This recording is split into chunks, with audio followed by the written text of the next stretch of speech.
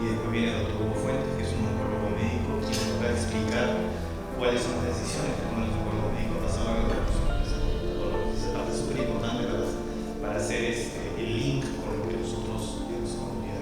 Ahorita la doctora Mónica Fuerte. Gracias. Buenas tardes.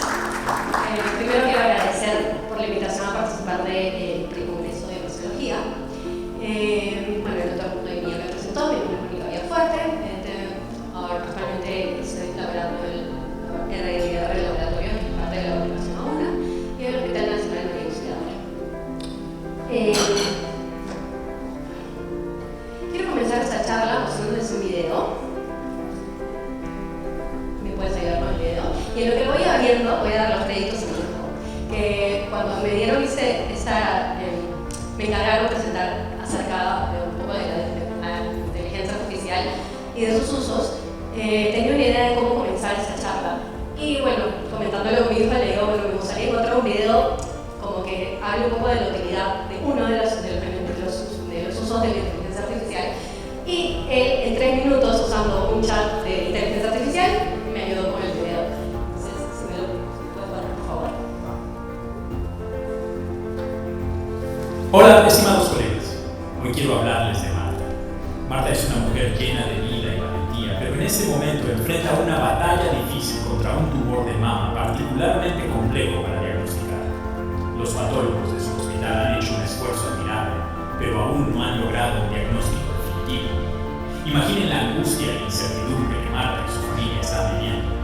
Cada día sin un diagnóstico es un día más de preocupación, de miedo, de sentir que el tiempo se les escapa de las manos. Para obtener una respuesta certera, los patólogos han sugerido enviar las muestras a un instituto especializado donde podrían realizar análisis más avanzados. Sin embargo, aquí es donde la situación se complica. Marta no tiene los recursos económicos para costear este estudio fuera de su hospital. Al igual que muchos pacientes, enfrenta limitaciones financieras que convierten el acceso al tratamiento necesario en un reto inmenso. Podemos imaginar el peso emocional y psicológico que esto añade a su ya difícil situación. Marta necesita un diagnóstico preciso para iniciar su tratamiento, y cada día que pasa sin él aumenta la incertidumbre y la ansiedad. Como profesionales de la salud, sabemos lo vital que es un diagnóstico temprano y certero. Marta es más que un caso clínico, es una madre, una esposa, una amiga. Podemos revisar la presentación, por favor. Y si se han dado cuenta, Marta tiene muchas caras en el video, y es algo que dejé a propósito porque realmente yo creo que Marta puede ser alguien conocido, alguien cercano a nosotros, y que creo que cuando el cáncer nos toca de cerca, el que menos quiere es tener un diagnóstico certero con inmunohistoquímica, con patología molecular, para que obviamente podamos acceder al mejor tratamiento y que nuestro paciente restablezca su estado de salud, ¿no? Y esto, considerando el estado de nosotros en el ámbito de nuestro país, hay una gran brecha entre lo que nosotros podemos tener en provincia o en centros de atención de menor complejidad versus a lo que tenemos ya en Lima, en institutos especializados o en hospitales de mayor complejidad. Y esta gran brecha podría solucionarse con el uso de los escáneres de patología digital mediante la consultoría de casos, ¿no? Muchas veces tenemos patólogos que de repente tienen algo de experiencia o algo de capacitación, sin embargo, porque de repente no cuentan con inmunohistoquímica, no cuentan con algunos estudios moleculares, pueden quedarse incompletos en el diagnóstico, o que de repente sea un patólogo que no tenga tanta experiencia en el manejo de este tipo de casos, y que obviamente con una segunda opinión podría discernir entre qué casos voy a referir a un hospital de alta complejidad y qué casos puedo resolver en mi centro de salud, ¿no? Entonces, esto haría que de repente no refiera un caso que de repente yo puedo manejar de por sí en un instituto de mayor complejidad que ya tenemos saturados de pacientes, ¿no? Y eso es uno de los usos que tenemos con la patología digital, la consultoría y una segunda opinión de un experto. En sí, bueno, la definición de la patología digital es visualizar una lámina histológica en una computadora, pero más allá de ese término que parece ser fácil, el escáner lo que hace es tener esta imagen de portaobjetos completa. Es decir, no solamente vamos a ver una imagen en 2D como una fotografía, que no nos permite evaluar completamente la estructura histológica, sino vamos a poder tener escaneado la lámina desde un menor aumento y para poder ver la arquitectura de la biopsia o de la pieza que estamos estudiando y poder tener acercamientos hasta de 40x con zoom que nos va a permitir ver mucho más a detalle esto y obviamente así podemos analizar y diagnosticar de manera adecuada. Obviamente para el uso de estos escáneres necesitamos un internet que vaya con muy buena velocidad o capacidad de unas nubes que puedan tener la capacidad de almacenamiento de imágenes que son bastante pesadas. Pero bueno, el uso de la tecnología, el desarrollo de la tecnología ha facilitado en gran medida la gestión de las imágenes digitales y su intercambio para uso. Bueno, la integración de esas imágenes digitales combinadas con algoritmos avanzados y las técnicas de diagnóstico asistido por computadora amplían los límites de la visión del patólogo, más allá de la imagen microscópica y permite al especialista utilizar e integrar adecuadamente su conocimiento y experiencia. La inteligencia artificial permite a los patólogos identificar marcadores histopatológicos únicos asociados con los procesos de enfermedad para que obviamente haya una detección temprana, determinar pronóstico y seleccionar tratamientos con mayor espacio. La IA también puede producir algoritmos diagnósticos y modelos de predicción aplicables a la investigación que son capaces de identificar más características de enfermedades basadas en los cambios a nivel celular, nuclear y molecular.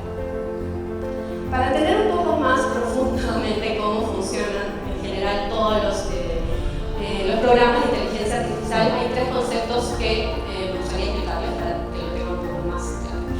El machine learning realmente es algo con lo que nosotros estamos contactando todo el tiempo, pero no somos conscientes, es el famoso algoritmo que muchas veces escuchamos en las redes sociales, ¿no? Y es que es un aprendizaje que la computadora tiene basada en datos que nosotros estamos dando. Para hablarlo en simple, si por ejemplo a una computadora yo le voy a poner los datos de que un triángulo tiene 3 lados, 3 ángulos, esa computadora va a aprender que eso es un triángulo y lo va a poder etiquetar. Entonces si yo mando una imagen donde hay cuadrados, círculos y triángulos, rápidamente yo puedo pedirle a estos software que me identifique cuáles son triángulos y los va a etiquetar en base a los datos que yo le he dado. ¿Sí? Entonces, este Machine Learning hace predicciones en base a datos que van obteniendo. Y por ejemplo, en las redes sociales, si yo busco por decirlo, en Google estoy buscando un modelo de carro en específico, luego cuando entro a un TikTok, cuando entro a un Instagram, me van a empezar a llenar de repente de imágenes de las cosas que yo he estado buscando, y es porque obviamente la computadora está recaudando estos datos que nosotros estamos proporcionando. ¿Sí? Un término más profundo, digamos, es el Deep Learning, que el Deep Learning se basa en un subconjunto de Machine Learning, es decir, trabaja con un análisis que imita a la red neuronal del sistema nervioso central. Para poder darles un ejemplo, en el Deep Learning se crean redes en donde la inteligencia artificial lo que va a hacer es analizar datos desde una capa simple, ¿no? Por ejemplo, en este caso le muestro la imagen de un gato, pero lo que va a hacer estos software van a empezar a reconocer desde los píxeles, los ángulos, las características que nosotros, obviamente son datos que nosotros hemos estado incorporando en el software y que están aprendiendo constantemente de la información que nosotros estamos poniéndolo para finalmente decirnos, esto es un gato. ¿Okay? Entonces esto va a permitir, este Deep Learning permite ya a la inteligencia artificial dar soluciones a problemas que nosotros o a solicitudes que nosotros le estamos dando. Y bueno, obviamente ya la inteligencia artificial se va a agarrar todo este conocimiento y va a permitir ya razonar, actuar y adaptarse para dar soluciones a las solicitudes, a lo que le estemos pidiendo al software. Bueno, en sí, la patología ha evolucionado muchísimo. Desde hace muchos años, la patología se basaba en la opinión de expertos, que sigue siendo válida definitivamente, pero uno daba un diagnóstico en base a la casuística o la cantidad de casos que habíamos evaluado de distinta patología. Y eso podía ser un poco subjetivo, ¿no? Porque de repente un patólogo en un lugar podía decir un diagnóstico y otro opinar un poco distinto, ¿no? Bueno, esto ha ido cambiando con el uso de inmunohistoquímica, con el uso de la biología molecular, porque obviamente ya nuestros diagnósticos pueden ser más objetivos, ¿sí? Ahora con el uso de la patología digital, definitivamente se está transformando el campo de la histopatología, abriendo nuevas vías para la investigación y la asistencia sanitaria. En conjunto, la patología digital con la inteligencia artificial está revolucionando las prácticas del diagnóstico clínico, permitiendo evaluaciones morfométricas y topológicas cuantitativas de biomarcadores. Y a pesar, bueno, de los desafíos que presenta, como lo hemos estado comentando en los motores anteriormente, de estandarización de datos y, bueno, obviamente capacitación de profesionales, promete seguir avanzando y transformando la medicina diagnóstica. En sí, bueno, las tecnologías que van a ser usadas para la patología digital, como es el escáner de láminas histológicas y los diferentes software de inteligencia artificial, permitiendo que, bueno, antes lo que se hace convencionalmente pues, es tener la parte preanalítica, nuestra lámina, la evaluación en el microscopio y nuestro diagnóstico, para posteriormente tener un espacio físico para almacenar todas estas láminas y bloques por el tiempo que es requerido, que aproximadamente son 10 años. Ahora, con la patología digital, podemos escanear estas láminas, hacer el diagnóstico con una computadora desde las diversas partes donde nos encontremos. No necesitamos estar físicamente en un laboratorio, y eso es una gran ventaja. Y obviamente el almacenaje en una nube que no nos va a ocupar un espacio físico con el que muchos laboratorios y muchos hospitales realmente no cuentan.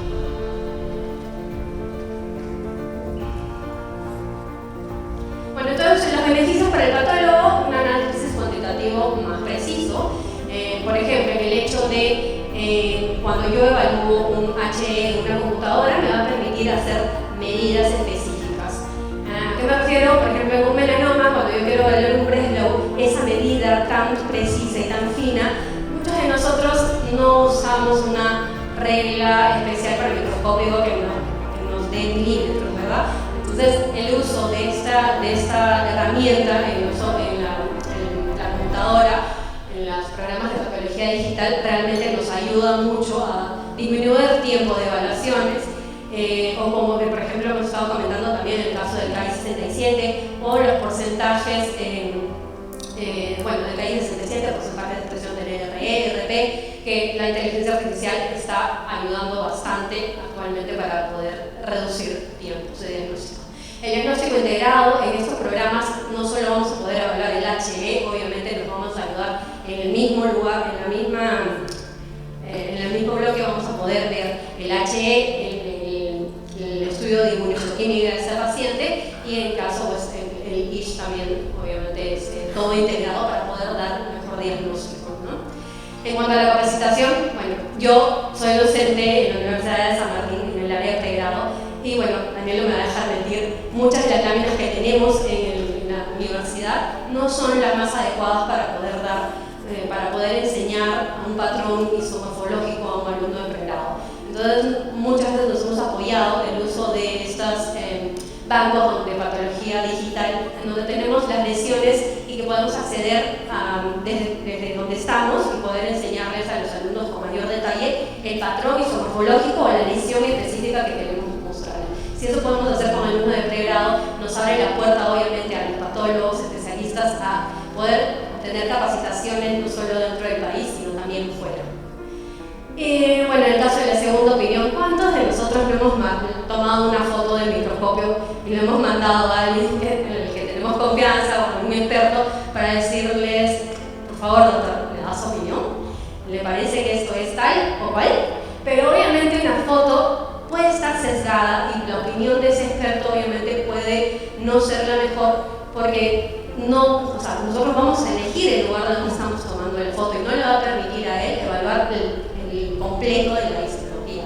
Entonces, obviamente, teniendo la lámina escaneada, el experto o el colega que consultando el caso, va a poder dar una mejor opinión acerca del diagnóstico, ¿no? Y en cuanto a las pruebas de actitud, también es una de las utilidades que está teniendo la patología digital para poder obtener certificaciones. Muchas veces antes necesitábamos pues, muchos microscopios, un ambiente un poco más grande para poder tomar estos tipos de exámenes o pruebas de actitud. Ahora realmente se pueden hacer a través de una computadora, incluso sin estar presente en un lugar físico, ¿no? Y bueno, obviamente ya les había comentado también del uso del archivo, ¿no? Este es uno de los usos rutinarios, como les comentaba, en el hecho del preslo, que estamos teniendo ahora en el momento de evaluar las láminas en el laboratorio. En mi experiencia, por ejemplo, fue bastante útil porque muchos de los gastroenterólogos que hacen mucosectomías necesitan una medida precisa de la infiltración cuando hay un adenocarcinoma que ya se está metiendo en su mucosa para ver si su mucosectomía es considerada curativa o este paciente tiene que ser referido a una cirugía. Entonces, el uso de la patología digital me permite identificar la zona donde tenemos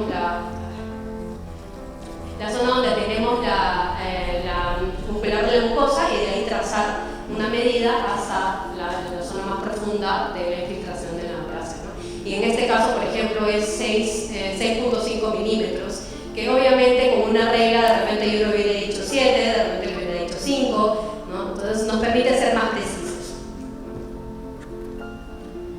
O como estábamos comentando también, esta es una imagen que he obtenido en un artículo que les voy a comentar un poquito más adelante, del uso del Ki-67, ¿no? Con el uso de la inmunohistoquímica en la evaluación convencional en microscopía puede ser muy subjetiva, ¿no? Y sobre todo cuando estamos en un punto de corte, ¿no?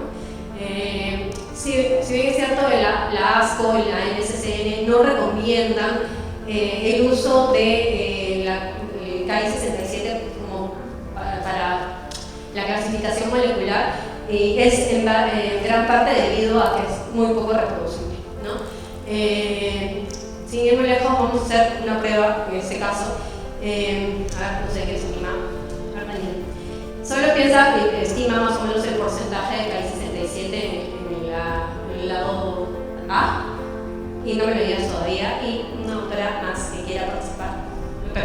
Pero ténganlo acá, lo van a decir al mismo tiempo, ahora sí, me lo pueden decir. Y ahí está, o sea, no siempre vamos a ser tan precisos. En los software de inteligencia artificial lo que nos van a permitir es, una vez identificando las células tumorales, como lo vemos en la parte B de la imagen,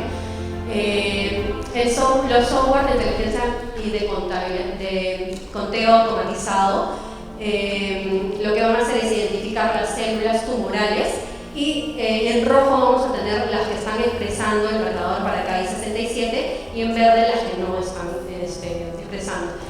Los software lo que hacen es un conteo de varias zonas cuando hay un tumor muy heterogéneo y te dan un porcentaje de evaluación.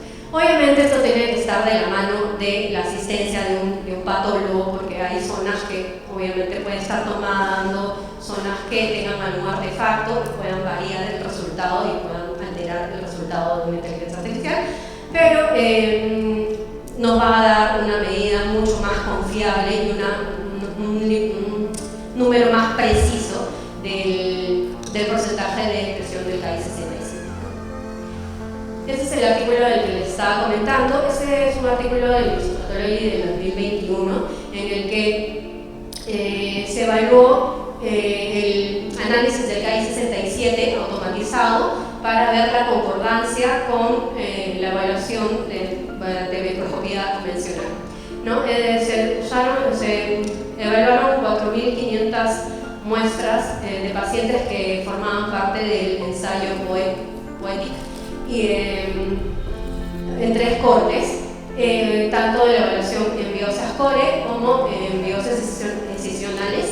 Ellos, hay alguna correlación del 86%, que es una correlación bastante alta entre lo que los patólogos evaluaban y daban un porcentaje de KI versus el conteo automatizado del del software, ¿no?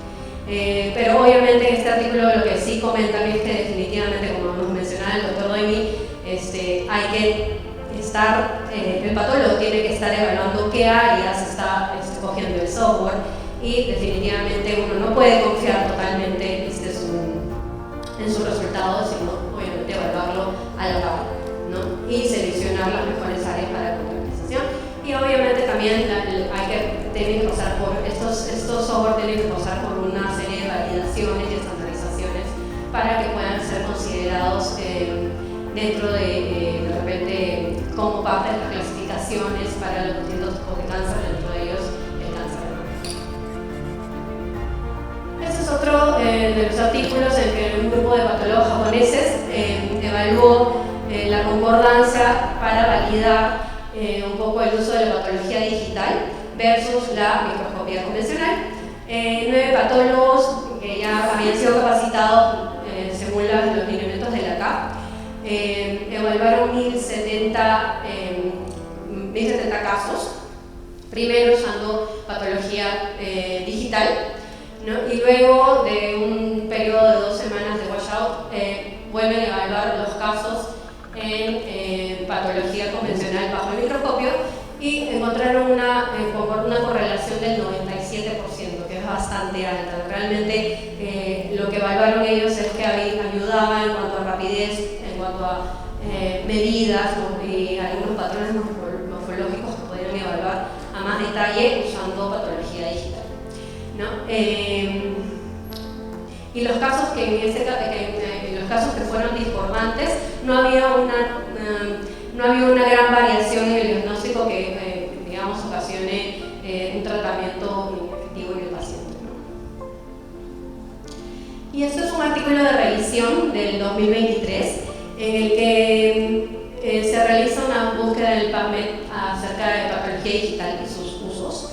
Y bueno, se han encontrado cerca de 2.500 artículos. Realmente lo que está pasando ahora con patología digital e inteligencia artificial es bastante importante. Hay muchos, al que esté interesado, lo invito a que lo pueda leer, hay muchos artículos bastante importantes, bastante interesantes de los usos que se está dando a la inteligencia artificial desde la evaluación de un Helicobacter pylori y entre otros más complejos, entre los que les podría destacar el uso de el diagnóstico asociado por computadora para la evaluación del LCD en cáncer de mama post-neoadjuvante, que los patólogos sabemos que es una evaluación bastante tediosa. Tenemos que evaluar todo el hecho quirúrgico que ha sido mapeado, evaluar el porcentaje de células tumorales viables, tanto infiltrante como in situ, evaluar la cantidad de ganglios afectados y el tamaño de las metástasis.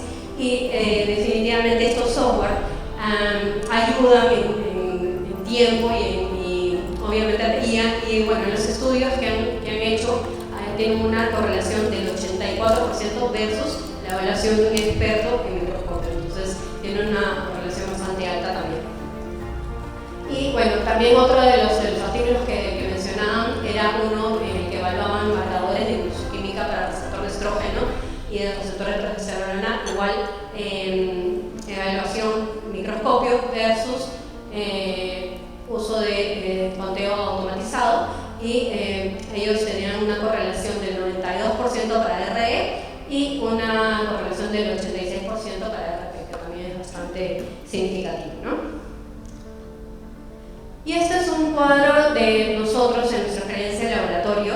En este caso se han evaluado 33 muestras en los que se ha puesto en un cuadro la correlación de lo que vamos a ver del diagnóstico